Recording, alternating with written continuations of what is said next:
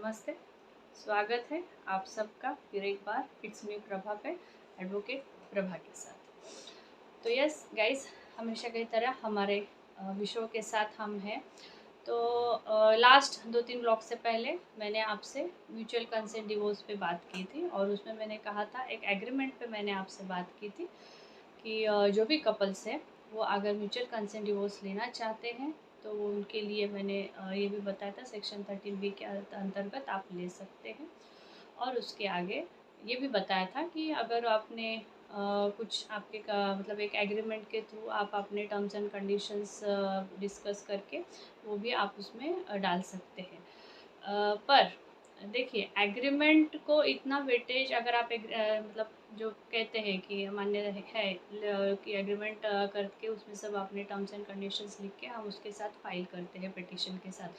But उससे ज़्यादा weightage आप अगर पिटिशन में ही अपने सारे पॉइंट्स इंक्लूड करते हैं, आपके सारे जो भी एक दूसरे के जो भी पॉइंट्स है वो उसी में ही इंक्लूड करते हैं, तो उसको एक एफिडेविट के साथ इंक्लूड करते हैं तो उसको ज़्यादा वेटेज है और कोर्ट के सामने ही वो सारी बातें क्लियर होगी आपके जो भी डिवोर्स के म्यूचुअल डिवोर्स के टर्म्स एंड कंडीशंस है, ताकि कल को कोई भी उसके ऊपर मतलब दूसरा जो भी है आइदर पार्टी वो मुकरे ना ही पलटे कि मैंने तो ये किया था, और जो भी एग्रीमेंट है वो उसको वैसे चैलेंज नहीं किया जा सकता जैसे कि हम जो पिटिशन में हमने डाला था वो पॉइंट्स की तरह।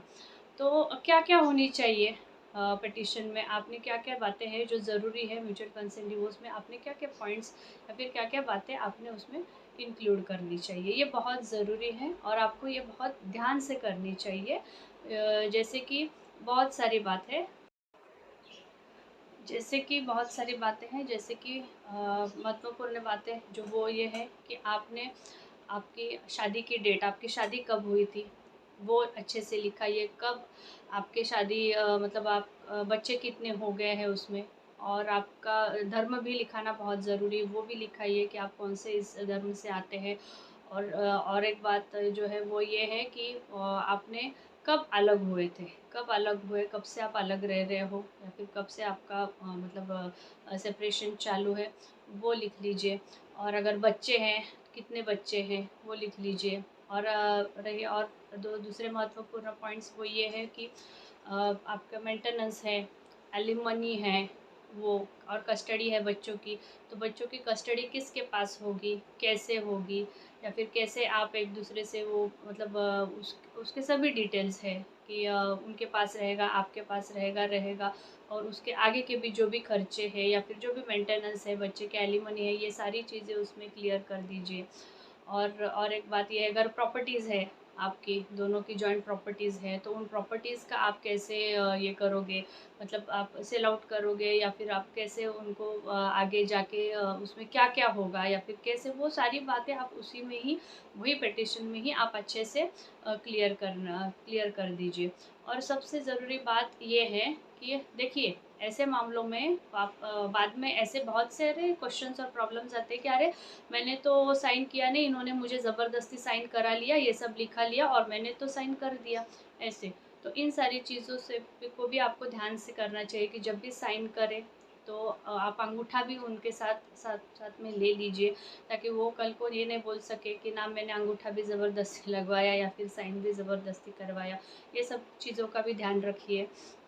और और बातें हैं जो एलिमनी एलिमनी की बात है, तो अगर एलिमनी है तो आप एलिमनी पे डिसाइड कर दीजिए कि एलिमनी आप कैसे देंगे, वन टाइम देंगे या फिर टू मोशंस में। देखिए, हमेशा यही सलाह देती हूँ कि टू मोशंस में एलिमनी का आप डिसाइड मत कर लीजिए, क्योंकि फर्स्ट ही एक ही बार उसमें आप डिसाइड कर लीजिए कि आप कैसे देंगे, क्या देंगे। क्योंकि क्या होता है, आप अगर दो सेक्शंस में उसको रखेंगे तो फर्स्ट हाफ आप देंगे और बोलेंगे कि सेकेंड हाफ में इसमें देता हूँ उसमें देता हूँ, तो मोस्टली लेडीज़ क्या कर देती है, फर्स्ट हाफ में जब उनको आधे पैसे मिल जाते हैं सेकेंड हाफ में उनका बदल जाता है और वो ये करने लगती है कि हाँ नहीं, मतलब वो आपको फिर आड़ा देती है फिर कि नहीं मुझे ये इतना ही ये आजकल के लाइफस्टाइल के हिसाब से ये इतनी अमाउंट काफ़ी नहीं है या फिर क्या है। इसलिए आप कोर्ट के सामने ही वन टाइम ही उनको एलिमनी या फिर जो भी है वो वहीं पे दीजिए, दैट विल बी मोस्ट मतलब best thing you will do, क्योंकि इसके ऊपर बहुत आगे जाके झगड़े बोलिए या फिर आगे जाके आके बहुत बातें इसके ऊपर बिगड़ती है। तो मोस्टली आई सजेस्ट कि आप उसी में ही लिख के वन टाइम ही और कोर्ट के सामने ही दे दीजिए। कोई कोई क्या करता है कि पहले डिपॉजिट कर देता है या फिर हमने दिया हम मतलब वहीं पे पहले उसके अकाउंट में ट्रांसफ़र कर दिया, या फिर ऐसे ऐसे मोस्टली मत कर कीजिए। एफडी अगर करेंगे तो ठीक है, एग्री है वो पार्टी एफडी के लिए, तो वैसे वो भी एक अच्छा है, पर वन टाइम ही कीजिए। क्योंकि कोई कोई क्या करता है, फर्स्ट मोशन में हाफ देता है, फिर सेकंड मोशन जब कोर्ट के सामने ऑर्डर तब देते हैं। ऐसे केसेस में बहुत से मैसअप हो जाता है। तो आई सजेस्ट कि आप फर्स्ट इसमें ही सभी उसमें डिसाइड करके ही आप दीजिए, वो आपके लिए बहुत अच्छा फेवरेबल होगा और आगे जाके आपको उसमें तकलीफ नहीं होगा। Mostly for the men this is, और for the women also you आप कभी कभी फिर फर्स्ट मोशन में भी देख के सेकेंड मोशन में वो कहते हैं कि अभी तो मेरे पास इतने पैसे है नहीं, या फिर मैं अभी मेरे को मतलब I am not going in a good situation. Gents भी फिर बाद में बोल देते हैं कि फर्स्ट मोशन में पैसे आधे पैसे देंगे, फिर कि मेरे फाइनेंशियल क्राइसिस है, मैं इतने अभी शायद नहीं दे पाऊँगा, या फिर जो भी है। तो इसलिए वन टाइम कोर्ट के सामने ही आप वो सब जो भी है आपका एलिमनी का वो सारा आप डिसाइड करके वहीं पे आप क्लियर कर दीजिए। कैश है जो भी है, जैसे स्वरूप में जिस स्वरूप में आप दे रहे हैं, ये ज़्यादा अच्छा और ज़्यादा क्या बोलते हैं कंट्रोवर्शियल नहीं रहेगा।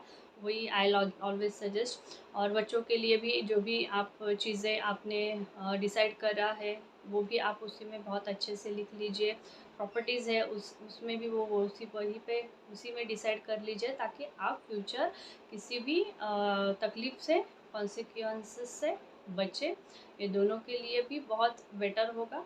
तो ऐसे जो भी आपके पॉइंट्स और टर्म्स एंड कंडीशंस है, ये आप पिटिशन के ही साथ ही अच्छे से ही लिख के अगर आप फाइल करेंगे, तो mostly that will be very much favourable, और वही ज़्यादातर अच्छी तरह से आपको वर्कआउट करेगा। आगे जाके आपको दोनों ही पार्टीज़ को तकलीफ दे नहीं होगा। तो ऐसे ही कुछ बातें हैं, बहुत सारे और भी बातें हैं और भी पॉइंट्स हैं इस रिलेटेड और भी रिलेटेड। और हाँ, मुझे कुछ सवाल आते हैं कि मैडम आप सिर्फ डिवोर्सेस और ये केसेस पे ही बताएंगे क्या? तो नहीं, प्रॉपर्टी भी हम इंक्लूड करने वाले हैं आगे जाके।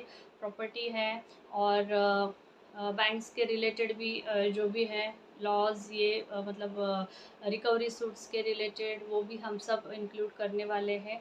धीरे धीरे जैसे जैसे रिस्पॉन्स आता है वैसे वैसे मैं आपसे बहुत सारी ऐसी बातें हैं मतलब लॉ रिलेटेड, या फिर जो आपको जानकारी हो, प्रॉपर्टी है, विल है, एंसेस्ट्रल प्रॉपर्टीज़ है, या फिर अगर जॉइंट प्रॉपर्टीज़ है उनका सब कैसे होना चाहिए, कंपनीज एक्ट थ्रू क्या क्या लॉज है, ये सब हम धीरे धीरे आपके साथ शेयर करने वाले हैं। जैसे ही मुझे तो बहुत सारे बात है और बहुत सारे लॉज है जो मैं आपको आगे आगे शेयर करूँगी।